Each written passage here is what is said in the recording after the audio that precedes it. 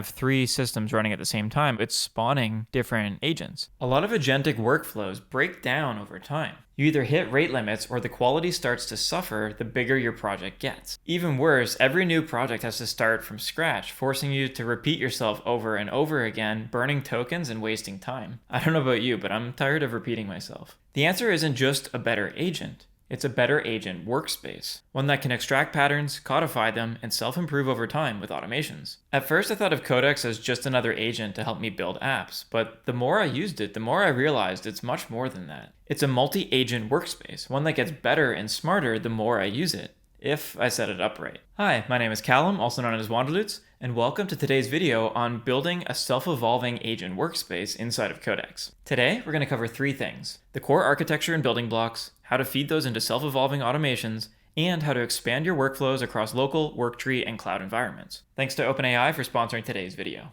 There's actually a new pro tier available that gives you 5 times the plus usage, and for a limited time, that quota is doubled to 10 times in Codex. Now let's get started with the core building blocks. Before we can automate anything, you need to understand what it is we're actually automating. There are 4 core components that are built into Codex, and once you understand how they fit together, the self-evolving system that I'm going to show you is going to make a lot more sense. For today's video, I'm going to be using the LLM wiki as the substrate, the demo surface, for me to show you all of the different features and how they fit together across Codex. It's a personal knowledge system I've been building that acts as a persistent memory layer for agentic AI tools.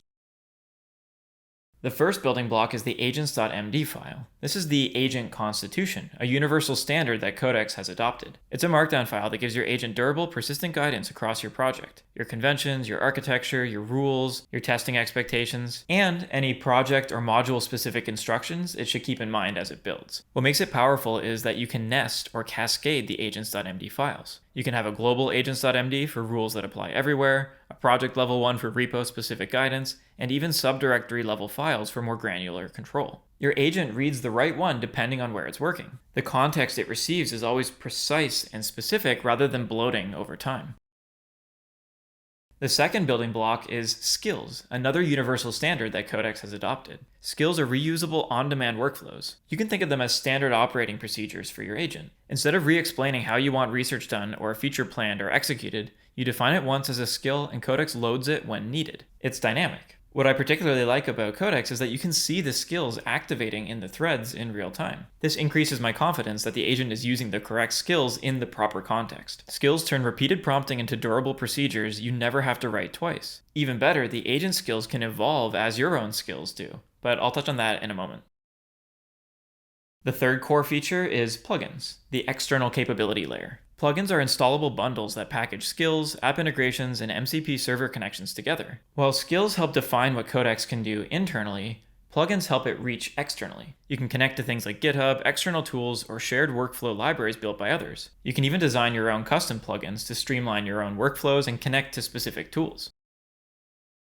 The fourth and newest core feature in Codex is memories. Memories are Codex's adaptive layer. As you work, Codex can retain useful context from prior conversations and carry it forward. Unlike Agents.md files, which are static and explicit, memories are dynamic. They accumulate from real usage and adapt over time. One important thing to note is that memories might be off by default and they may not be available in your region yet, so you need to check. Memories are the piece that start to make the system feel like it's actually learning over time rather than just following rules. So, putting it all together, Agents.md is your constitution, skills are your operations, plugins extend your reach, and memories are your learnings. These are the 4 core pieces of the self-evolving workspace that I'm about to get into.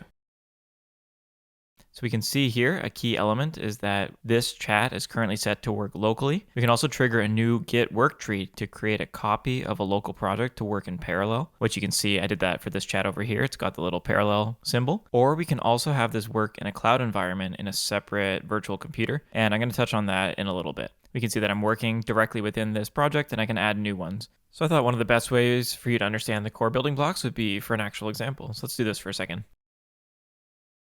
So I'm going to go over to my YouTube video on why LLM Wiki. I'm going to use the Obsidian web clipper, and I'm going to pull this file into Obsidian, which you can see here. It just brought in the actual video and the full transcript. So now if I go back over to Codex, I'm going to go into my Agentic Vault specifically, and I'm going to say, hey, can you check for any new raw files, ingest them, run maintenance, and then commit to Git. So we can see right away it's triggering, hey, I'm going to go through and I'm going to read all of these skills. It produces a series of tasks on what it needs to do, which is going to ingest new raw files, convert them into wiki, rebuild the index, and then review and commit changes. So what's cool too is that not only is it using the skills that we've designed here, but these skills are linked to scripts, and these skills are also linked to other tools as well. If we go over to our plugins, for example, and then skills, and then click on one of these, we can see here that it's telling me to run specific scripts. So skills can be as complex or simple as you want. You generally want to keep them as short as possible. All right, there we go. It just finished. What it did was it went through and used all of the skills that I showed you to ingest a new file into my vault, and then updated the entire project with these files that are now inside of this graph here. We can see all of the files that are now linked to this source node. So I hope you see the idea here, how we can run all of these skills. They can call scripts, they can work together, they can move across different projects as well if they get upgraded into a global skill, and that's going to become more important in a few minutes. I just asked what skills are available. So these are skills that are only available inside of this folder. And then we have the directly active ones that are globally available that we can see if we go over here and look under Agentic Vault. And we can always click and open and preview the markdown file on the side here. So we can see that this is my CLI firewall, which means that I'm only allowing agents to access this vault rather than my other vaults.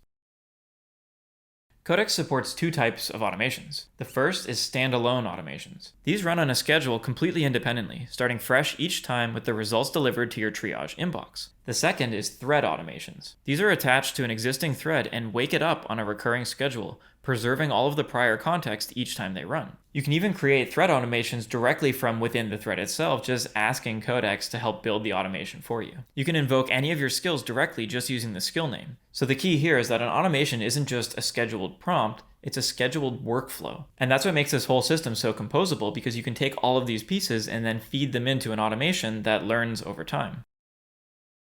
We get a list of all of the suggested automations from Codex. You can summarize Git activity, update change logs automatically. There's a whole bunch you can do here. There's even one here, and this gets into the self-evolving aspect that we've talked about, called update agents.md file. So what this does is we have this agents.md file inside of the parent folder for Agentic Obsidian, and then we also have an agents.md file inside of the Agentic Vault folder itself. So what I could do is I could go here and I could run this every day, every week, every 15 minutes if I wanted to. And this automation would just trigger. And I can choose if I want this to run locally within a Git work tree to keep it separate from my live system, or as a new chat directly. And I can specifically choose the project I want. So for example, I could choose this vault that I just did here, and based on the conversation of me just triggering that ingest that I showed you a few minutes ago, I could have it automatically update its own agents.md file based on the feedback I've given in conversations, and based on the Git diffs, and based on whatever I want. I can control all of that in here. And you can also choose the different model you want to use, the reasoning you want to do. You can bring in templates. And if you want, you can get a little bit more complex with something called rules, and that lets you run outside of the particular project folder that you've included here. So that's setting up a new standalone automation. But what we can also do is we can set up what's called a heartbeat automation. If you find this video helpful, please like, hype, and subscribe, as I appreciate your support a lot. So what's cool is I can ask Codex to set up the automation for me. It's going to set it up as a recurring chat automation. So it's looking inside of its automation.toml file inside of automations, and then it's going to see if it already has something like this for a heartbeat automation. And if not, it's going to create it itself, which we can see that it just did right there. So what that did is it just converted this chat into that heartbeat, where every minute this chat is going to check to see if there's a new file that's been added to the vault. So basically what's going to happen is it's going to wake up, check to see if anything's changed, and if not, it's going to go back to sleep. But if something has changed, then it's going to trigger the same process that we just manually did above here. And if I click on the automation, we can see it on the side here. It's got all the details. I can click show. And this brings in the process and the cadence that we have here. So I can change this later if I want to. I can include specific skills if I want. I can change the chat. There's a lot that you can do here. And I can also trigger run right now. So I'm going to do that for a second. And we can see that starts the automation on the side here, where it's checking to see if anything has changed. Great, there we go. So I hadn't added anything. So it said there were no unprocessed raw files. Everything is correct. So then the automation just went back to sleep. But now let's say I go back over to YouTube for a second and bring in one of my other favorite videos I've made called Master Learning by Teaching, the Feynman Technique. I'm going to bring that back into my vault, add to Obsidian. So this file is now inside of Obsidian again. And now if I go back to Codex, in 1 minute, it will trigger this automation. Great, there we go. We can see that within that minute, it just started triggering. It's thinking now. So it's going to run the same automation again, and it should detect that there's now a new file inside of my vault. So that automation triggered its ability to look for these different skills to see if anything has changed. And there we go. We can see that it recognized that there was this file here, the master learning by teaching. And we can see that it has now changed this from processed false to processed true. And it's created all of these other files. If I go back to Obsidian, we now have even more files inside of our vault here, and we have all these new concepts that have been connected. So I hope that shows you how we can get these heartbeat automations going. You could have as many of these running as you want. You could connect these to skills, to plugins. You can control exactly what reasoning you want depending on the complexity of the system. So you can really start to build this automation suite for yourself that you can imagine now I could have another automation that checks what this chat just did and then learns from it to make itself more efficient over time. And what's cool too is because this one's running within a chat itself and it's tied to this chat, it maintains the context of the chat itself rather than just a standalone automation. And by the way, if you're interested in seeing how I built the LLM wiki from scratch, let me know in the comments, and I'm happy to make a dedicated video that shows how I build it. Inside of my LLM wiki, I've built a suite of automations. A standalone automation that reads patterns from recent sessions and proposes updates to Agents.md, an auto upskill standalone automation that reviews recent skill usage and suggests refinements, a memories-informed pass for broader style codification, and a thread automation heartbeat that keeps the LLM wiki maintenance loop running continuously. Importantly, for most of these, I've set them up to work in their own dedicated work tree, the parallel universe, so that they're only proposing changes to the core system, they're not automatically making the updates themselves. This keeps a human in the loop, which depending on what you're doing for your automation can be incredibly important. Every suggestion becomes a reviewable diff, not a direct change to the live system. By setting up more of these automations and triggering them across different times in different workspaces, Codex stops being something that I manually invoke and starts being something that improves itself over time. Once you're comfortable working in a single thread, you can start operating in parallel execution. Worktrees let you run separate threads in isolated Git sandboxes simultaneously. I kind of think of them as parallel universes where Codex and my agents can experiment freely without risk, and then I always have the option to approve the change or the merge back into the live system. For even more advanced usage, you can also use subagents. These parallelize the work within a single thread itself.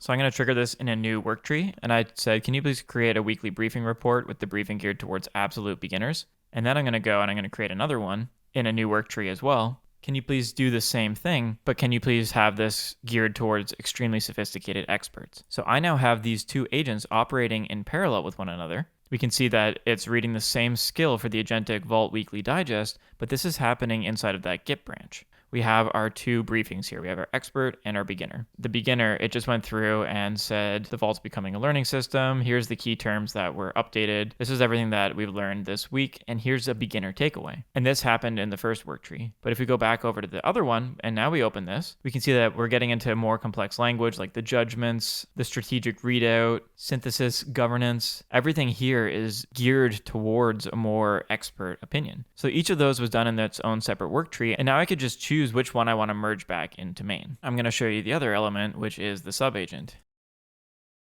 And for this one, I'm going to run locally rather than within a branch itself. So it's spawning different agents. You can see it's having two read-only Explorer subagents, one that's doing inventory and the other one that's inspecting the wiki. There we go. So you can see that it has now spawned two subagents. And this is a very simple example where I just have it going into two different folders. But the idea here is that you could do this across your entire repository. And maybe you spawn a different agent to read different modules or different packages. And we can see here that we have two background agents running right here. So this uses up more tokens for sure, but it can be a lot faster because if you have a huge repository, maybe you want to have an agent become specific at understanding the payment system and another at the auth, and then you give it back to the orchestrator to combine them to get a better understanding across the entire repository without burning through your entire context window of the main orchestrator. What's cool is you can tag them. So if you have subagents going off and doing a bunch of different things, I can start questioning or tasking them specifically with particular tasks. The agent worked for 7 minutes, and then it took the output from those two subagents and ran its own analysis and gave me the report right here. So I hope that shows you how you can start to use many subagents. You could have as many as you want running in the background so that the overall agent's context remains pretty lean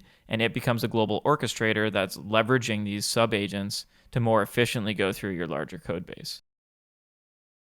Now, one of my favorite features of Codex overall is the fact that you can take all of this workspace and bring it with you on the go. Cloud tasks do use up more of your quota because they're spinning up an entirely separate sandbox environment, but depending on your workflow, that's probably worth it.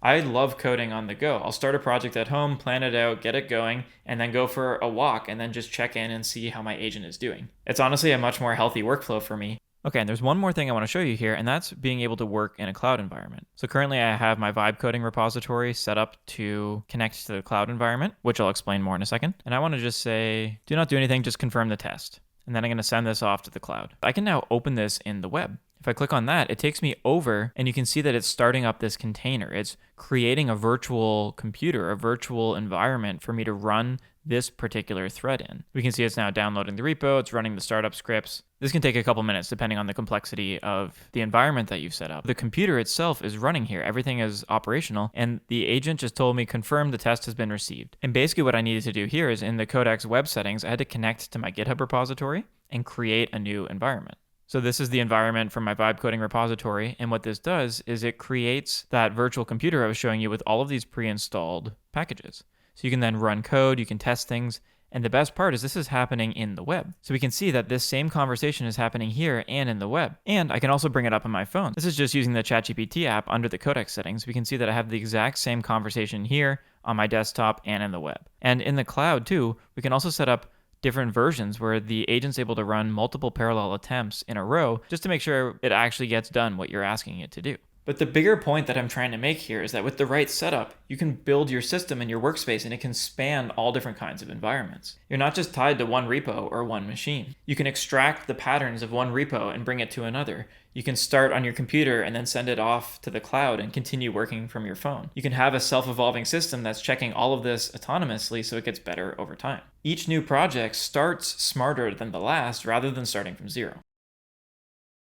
So to me, this is just an incredibly powerful system. And I think taking this just one step further, once we've set up the automations, once we've set up our skills, once we've set up our different repositories, especially setting up these self-improving automations, we can start to go not just from a project by project skill set, but we can go up to setting global skills that then aggregate inside of something like a particular workspace. Effectively, I'm creating a dedicated project that will host automations and global analysis across different projects to help me start each new project with a suite of global skills and lessons learned from different projects rather than from scratch. So if you're interested in seeing that more in depth, please let me know and I'm happy to make a dedicated video that goes deeper into that type of model. All right, let's recap. We covered 4 key building blocks: Agents.md, skills, plugins, and memories. We then turned each of those into a self-evolving automation suite. We expanded our work into parallel workflows and subagents, and then we took the whole system on the go by using the cloud workspace. Cloud workflows are when you might want to go from the plus to the pro tier, and there's now actually a mid-pro tier where you get 5 times the quota of plus. But right now, for a limited time, you actually get double that, so you get 10 times the plus usage. The key shift that I'm trying to get at with all of this is that you should stop thinking in terms of individual agents and start thinking bigger in terms of agent workspaces. If you set it up strategically, the system just gets better the more you use it, whether that's for development, for knowledge work, or just anything that can compound. I think that's what Codex is becoming, and I'm excited to explore it more in depth. If you found this video helpful, please like and subscribe, as I appreciate it a lot. Thanks again for watching, and I will see you in the next video.